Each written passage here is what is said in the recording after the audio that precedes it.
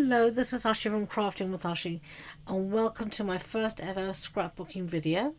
Today I'm going to be making a scrapbooking page using the meant to be workshop kit from Stampin Up, and this is it here, and I'm just going to quickly show you what comes in the kit.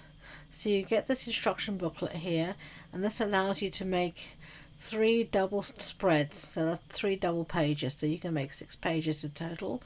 And you also get told here how many photos you need for each spread and what sizes you need to print those photos out to. So you can see here you've got all the information about how to cut the paper to get the maximum bang from your buck from your paper, so that you can use it the best way so you don't waste anything at all. And then you've got here pictures showing you how to create those lovely scrapbooking pages. So you get a lovely colour booklet telling you exactly what to do, so you can follow that along and make 3 double page spreads if you want, or you can do like I'm going to do later on and go off piste and do my own thing. So you can see here, we're just going to quickly go through the paper. Got these lovely fresh summery or spring patterns here, and I love it. You can also buy this paper separately with the accompanying sticker sheet if you so wish, or you can get it as I've done here as part of the kit. So I love this bright yellow, isn't it just gorgeous? And you're also going to get some of our new two-tone coloured cardstock as well. So you've got their petal pink, and you've also got some here of the old olive, and I think this is meant to be pool party as well. I also did bring in what I call the add-on kit, which is more the two-tone colour cardstock, and you can see here all of these pop out, and there are little flowers in the different colours, and there's also hearts as well as flowers, so you can see here how easily these just pop out. And then you've got hearts down the one side here, and on the back there you've also got numbers telling you how you're going to use those in your scrapbook layout according to those instructions that I mentioned at the beginning. Okay, so now we've got the sticker sheet, which is really lovely. I love these big bees, aren't they great? And you've got this lovely big here journaling spot, so you could cut that in half if you'd, or even to thirds for your scrapbooking page. And then you get all of these placeholders, so these are the ones telling you how big your photo should be and where they're meant to go, so you could make these pages without having printed out your photos just yet. I use the page holders to make sure you have space for your photos. Okay, so let's start our scrapbooking page together. These are some lovely photos from my garden, and these are some rhododendrons and busy lizzies that were in beautiful flower last year, and I took quite a lot of photos. As you can see there, some roses from the front of the house and busy lizzies and all sorts. I'm just going through my photos here. Sorry about the glare. I'm trying to decide which ones I want to use, so I think I'm going to use those 4. So then, knowing what colours my flowers are, I'm going to go through my page here and decide what colours I want to use. So I'm going to use this old olive here as my background piece, and I thought initially I might use that piece there, and I end up only using one of those pattern papers, not both of them. I tend to be quite minimal when I'm making, certainly when I'm making cards, scrapbook pages, or when I'm doing cards. I don't heavily embellish and have tons of different layers. I like each layer to be able to sing and stand out on its own. So now I am going to mat this on my old olive, so I'm going to cut this down.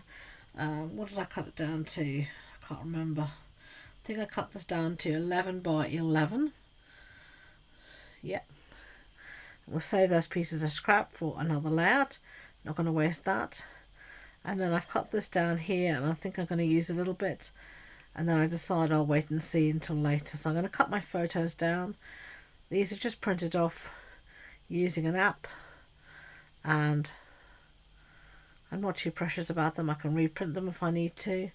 So I'm just going to cut down those with some lovely busy lizzies from the front of the house. These were outside our front door last year, and it's the same ones, just in close up. And these are some of the gorgeous rhododendrons we had in the back. The lighting isn't great, so they look a little bit faded here on the light. I assure you in real life they were extremely vibrant and absolutely gorgeous. So pretty. They really do make your heart sing. I do love flowers, and having flowers in the garden, it really does make you feel happy. As you can see here, this is the add-on pack of cardstock, two-tone cardstock, and I'm going to use some of this very light pink colour. I can't remember if it's petal pink or pretty in pink off the top of my head, to mat and layer my photos. And you can see here I'm just trying to decide on my placement of my photos. I don't really want one to be on top of another. I want them to all sing, because these flowers are just so pretty. I don't want to lose any of that beautiful floral photo, so I want each photo to be seen on its own and not hidden away. So I'm just cutting these down and trying to keep things. At this point I thought maybe I'd want a grid and I would want all of them to be sort of the same width or whatever, but in the end that doesn't happen, so we're just going to go with it. Now you could use tape runner as I'm using here to stick this down, or you could use Tombow. I thought if I'm going to use Tombow for such a big area, I know me and I'm going to get glue absolutely everywhere, so I went with some tape runner, some seal, and then I've got here some of the pink cardstock, and I'm just putting again tape runner on the back of my photos, and then I'm just layering these down with just a tiny little bit of a border, using the corners and the straight lines of the paper to guide me. So are you a scrapbooker? Have you done a lot of scrapbooking? Are you an expert? Or are you just starting out? Let me know in the comments below. I'd love to know. This is my very first scrapbooking photo layout here on YouTube, but I can assure you it won't be the last. So if you've enjoyed this video and want to see more scrapbooking videos, then do subscribe and like this video, and I will definitely be doing more. I'm also going to be starting to hold on in-person scrapbooking classes in North Lincoln in the UK, and the first one is going to be in May. So if that's something you're interested in, then do hop onto my website and sign up to my newsletter to be the first to know when those classes are going to start up. But it's going to be, I think, the third week in May, that weekend, or roughly speaking sometime in that area, that I'm going to be having a scrapbooking class at home, and we're going to be using one of these workshop kits, and we're going to be making some layouts using those workshop kits together. So if it's something, as I said, you're interested in, then do make sure you are subscribed to my newsletter to find out all the the latest information. Okay, so as you can see, I've just matted and layered my photos here on this lovely light pink cardstock, and I'm just using my scissors where necessary to just trim and straighten anything up. Alright then, so as you can see here, I've got 4 photos, all different sizes. I want to pop these up with some dimensionals, so I'm going to use some foam adhesive sheet, and this is just some I've got here by my desk. It's not actually Stampin' Up foam adhesive sheet. Stampin' Up is better in respect that it is double-sided, whereas mine isn't, which produces a problem now when I have to try and put sticky on the photos and hope that sticky sticks. Our own adhesive sheet doesn't have that problem. Unfortunately, I film in my spare room, and all of my crafting goodies were downstairs in my craft room.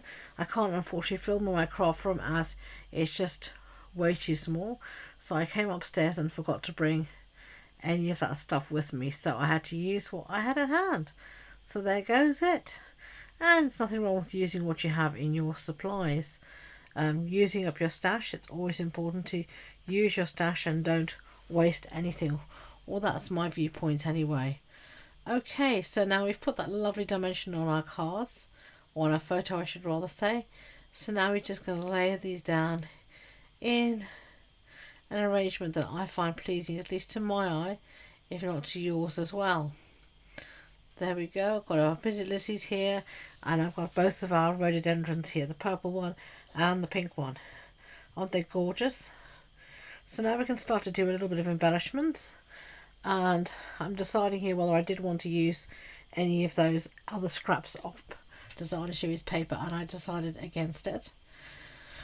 So now, as I said, we're just going to move on to the embellishments, and I can use some of the embellishments here that are in the pack, and also some of these stickers here. In the end, I do use one of these little bee stickers, and I don't put him down straight away. I decide to wait until I've done the rest. I do pop out some of these flowers, but I don't actually end up using them. I do arrange them all over the place and try and make them work, but it just doesn't work for me. So I actually use some more embellishments from our ephemera packs. Stampin' Up has a lovely variety of ephemera packs. Some of them are flowering, some of them are sentiments, all sorts in there, so something for everyone. So do check those out, and I'm going to use the fully flowering ephemera pack, and also sayings for everyone, or whichever one it is that says sentiment ephemera pack. I'm going to use to create this layout. So I am faffing about where I'm going to put everything, and I still can't get an arrangement that I feel happy with. So that is when I decide to cut my losses and go for the ephemera pack. Okay.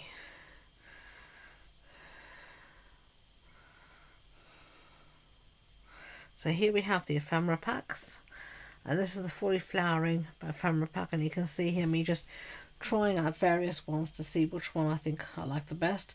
I do actually stick with this one, even though I go to another one. I think I'm going to use that one, and then I'll come back to this one. So you can see me here just trying to decide where I want to put stuff, how I want stuff to look. And then I've got a few of the ephemera packs here in this stamp case, and I go through them a few times to try and decide what I want, what I don't want. Sometimes it's not good to have too much choice. You just can't make up your mind, which is never a good thing. Here I'm just getting out some of these extra leaves. I just try to tuck these behind my little clusters here. And this is when you see me getting rid of these flowers and deciding they just won't work here. Okay, so now I'm starting to find something I'm happy with, and